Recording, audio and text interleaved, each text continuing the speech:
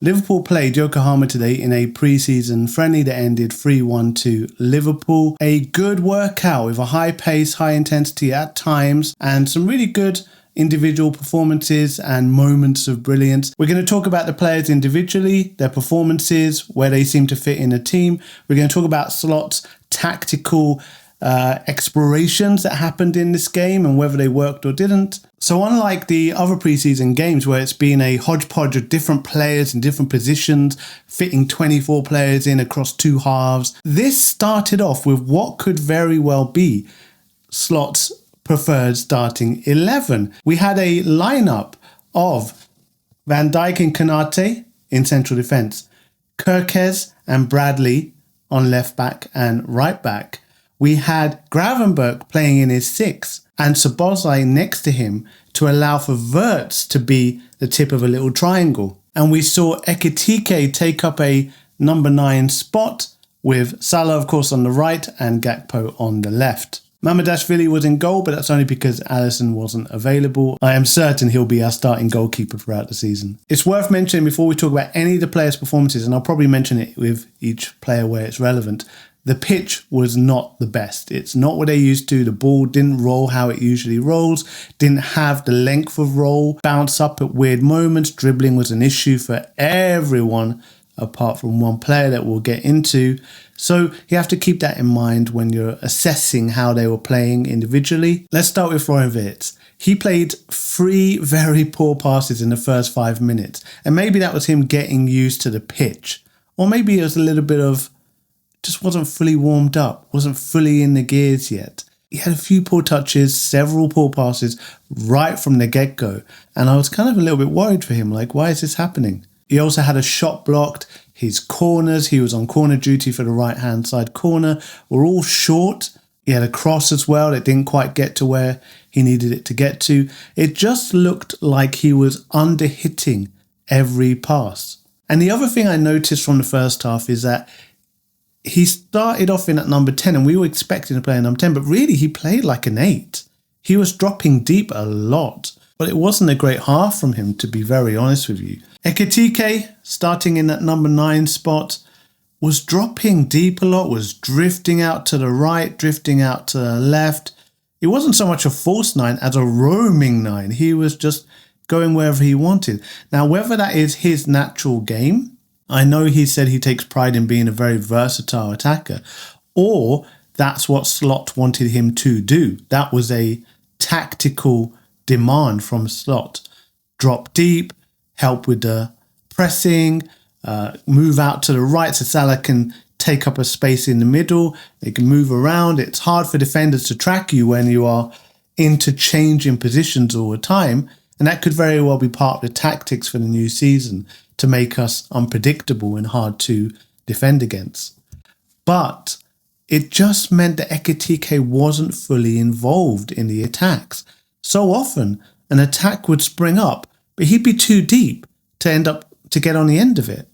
And there was one moment, and we'll talk about Kerkez and Bradley in a bit, but there's one moment where Kerkez and Bradley both ended up in the penalty area during an attack, trying to receive a final ball to put him away. And Ekitike was outside the penalty area. He was in like a number 10 position.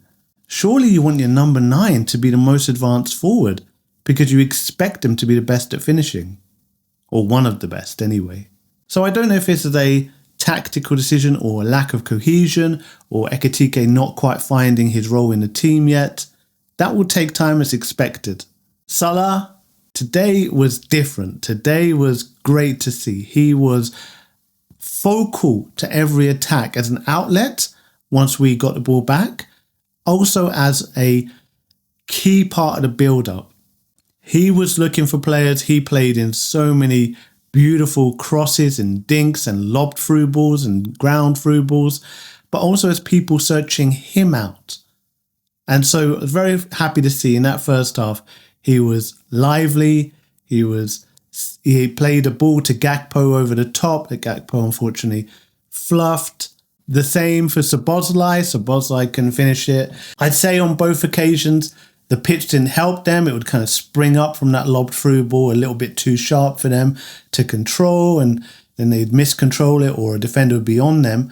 But with Szoboszlai, at least you've seen that happen a lot, where he makes these great runs into the box and just doesn't seem to have the composure to put away a smart finish.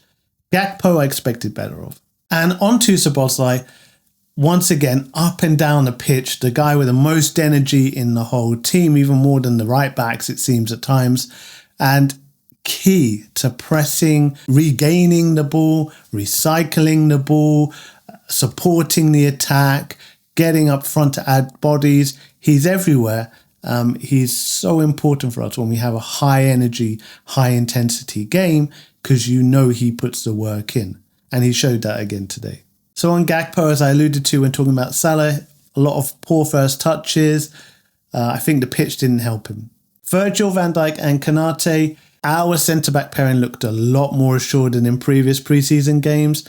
There was a moment where Konate gave up the ball so easily, high up the pitch, which allowed play to run in behind him. Thankfully, Virgil van Dijk came across, saw out the danger, then gave a Konate that kind of expression like, what? What are you doing? That moment aside, they looked a lot more like the solid centre-back pairing we're used to. It shows how important it is for us to keep Konate. We have to keep him, not send him to Real Madrid. We don't have anyone that can replace him. Tsimikas played centre-back later on. Endo came on and played centre-back. Joe Gomez is injured. Who have we got? No one. We have to keep Konate. Bradley was up and down the pitch constantly, as you would expect, high energy, high work rate.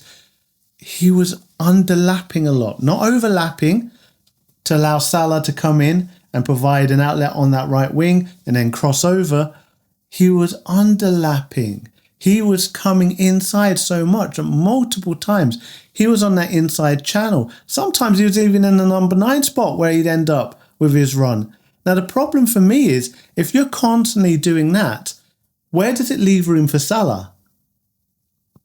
Because Salah can't cut inside and you come inside, you're going to take up the same kind of spots. You're also going to leave that right wing completely empty, where you could use a body as an outlet, as an opportunity for a cross. And it's clearly a tactical decision, because Kerkez did the same. Kerkez was underlapping a lot too. And I mentioned when talking about Ekitike how they both at one point ended up in the penalty box trying to get onto a final ball. Of course, that meant that both left back and right back were completely exposed. And if Yokohama had a little bit more about them, they could have exploited those two massive gaps on the counter-attack. We saw AC Milan do that to us. Leao every time was taking advantage of the huge big gap on our right back spot, because whoever was playing right back was bombing forward and unable to get back in time. I get we have fullbacks that can do this. Kerkez on the left. On the right, take your pick, Bradley or Frimpong. But it doesn't mean you should always do it. And what we did great last season is we really picked our moments to burst forward with fullbacks. And most of the time, they were actually quite cautious and quite stable. So far this preseason, we haven't seen that stability with our fullbacks. We've just seen a gung-ho attitude. And I don't want to see that creep in and become the norm, because I think we'll get exploited in Premier League doing that. And I'm glad to say that after a few nervy performances in preseason, I think Mamardashvili looked a lot more assured. He did pull out one fantastic save in the first half. Happy with him overall. In the second half, there were a ton of changes. Only 2 after half time, but then around 60th minute, a whole bunch of new players came in. Darwin Nunez, I've talked about how much I adore this player, and I feel gutted for him that it hasn't worked out for him. He showed some composure. He showed some good moments in the game so far. In this game, he was served a goal on the plate by Salah. On a plate, with no pressure on him at all. He was all alone, just him, the ball, the goalie, and the goalie didn't even rush out. He had loads of time and he scuffed it and missed the target, hit it out for a goal kick. And I would give him the benefit of the doubt, saying it was the pitch bobbling up, like I did with so many people. He wasn't the only one that struggled. Everyone struggled. But we've seen that from Darwin for years now. That lack of composure when he has time to make the right decision, he always makes the wrong one. And it's the same again today. And so Darwin must leave. He must go because it's just not working for him. And I just feel like he can't get himself out of this rut. Even cutting his hair short is just not doing it for him. I think he needs a fresh start somewhere else where he can play week in, week out and force his way into some kind of form and confidence. Wirtz had a better second half. He did track back a lot. He did actually press. He did tackle a lot. He did one excellent tackle where he got the ball back cleanly and set Liverpool off on a counter-attack. And of course, his goal was wonderful to see. It came out of him setting up a counter-attack and then arriving in the box after some action had happened, just at the right time to collect a loose ball and one touch, slot it into the back of the net. And that comes down to situational awareness, pitch awareness, timing, reading the play, expecting what could happen next and putting yourself in the right place to take advantage of it, and then having a composure to take advantage of it. We talked about composure with Darwin Nunez. Here, Wirtz timed it perfectly, arrived on the scene out of nowhere exactly when was needed, and put it away calmly. So very good to see. We need more of that in the team. And Salah grew into the game. In the second half, he was even more influential than first half. Everything good creatively came through him until he was subbed off. There's levels to this game, and Salah is by far our most important attacking player in the team. Now here's where we're getting onto some tasty performances. The best. We've saved the best to last bit, so because they came on towards the end. Trey Nyoni has so much class for such a young player. And he's press resistant. He's able to work in tight spaces. If a defender is on him, when he collects the ball, he can turn, he can lay it off, he can accelerate and burst the pace and get away from that defender. He is excellent with the ball. He's not a dribbler like Ngumboha, and we're going to talk about him in a bit. You best believe we will. But he is great with his feet. And the ball sticks to him when he wants it to. That's good to see. He set up an attack. He set up several attacks, helping Ngumboha with 1-2s get inside the box, playing it out into the centre of the pitch where Wirtz or similar could make something happen. But he also was aware, got into positions, read the cross from Frimpong and buried it with a leaping volley. It looked controlled. It looked intentional. He's a gem. We need to give him minutes this season. And another player we have to give minutes to is Ngumboha. On a pitch where everyone struggled to control the ball, dribble the ball. Even Salah had some issues. Wirtz had loads of issues, and he's meant to be an excellent dribbler. Ngumboha put them all to shame. He taught them how dribbling actually works and at pace, and he's dangerous. Defender's nightmare. I've said this in the previous video. He's absolutely unstoppable. He's like a man running through an opposition of kids. They just don't know what to do. They can't catch up with him. But he's the kid. He's the kid. He's only 16 years old. Multiple times he dribbled around defenders, cut in, laid off. One time at the byline, he turned his defender inside out. The defender didn't know which day of the week it was. He got to the byline, tried to cut it back. It was blocked out though. And then his goal. And with his goal, he found himself more central. And he had red shirts left and right of him. You're thinking, all right, lay it off to one or two. Don't get greedy, kid. Lay it off to one or two. Don't rush it. Don't sky it. Don't blast the ball over the bar. Lay it off to one of these players either side of you who can run on and put the ball away. But he was calm. He was in control. It's like he had more time than anyone else on the pitch. And just a deft touch with his right foot to make just 10 centimetres of extra space to the right of the defender who had committed a bit to the left. He then side-footed it into the back of the net. And it looked like he had done this over and over and over again. He wasn't fazed. He wasn't even that excited from having scored. You could see it was like in a day's work for the kid. He is a special talent. I want him in every Liverpool squad for every game this season. I want to see him coming on for the last 20 minutes. I want to see him be a very, very impactful sub. Someone who comes on, the fullbacks are tired, and he runs them ragged. He tears them apart, and he creates amazing opportunities for himself and for whoever's in the attack alongside him. Absolute gem. Please, please, please let him be, and I'm going to say it, let him be our Lamine Yamal. It's possible. It is possible, man. He could be our Lamine Yamal. He's only 16. Let's go. And just a couple of other mentions. McAllister, he's the most press-resistant player in our team. Someone could be literally grabbing him and pulling him, and he still is able to keep his balance in order to turn the ball, keep control of it, lay it off to someone else. He is pure class.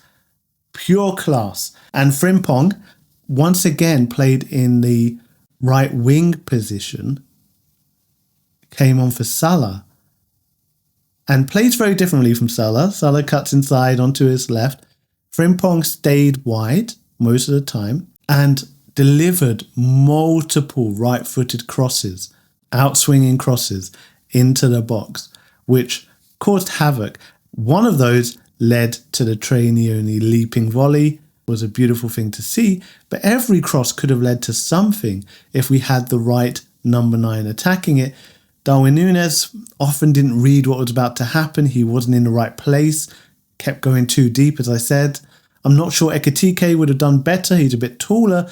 Apparently he doesn't score that many headed goals, and he was always out of position as well.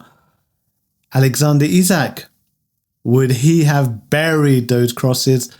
Possibly. Maybe we'll get to see what an Alexander-Isak Frimpong pairing could look like. Of course, I expect Salah to own that right wing position, that right inside forward, right wing position, whenever he's available.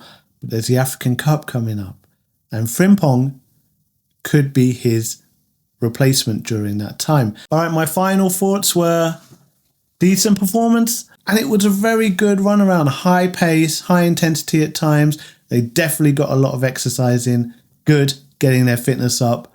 I'm excited for the start of the season. I'm excited. Listen, before you go, I need some advice on how to build this channel up, right? Also, this visual here that you're seeing here, I think I'm going to change it. But do you have any advice on what I should change it to, how it should look? And finally, should I live stream these games? Or do you just prefer watching these recorded reviews afterwards? I'm definitely interested in all your thoughts. You'll help me make this channel better. We're figuring it out together. Thank you very much. And give me a like, a comment, subscribe. I appreciate it. Take care. I'll speak to you soon. Bye-bye.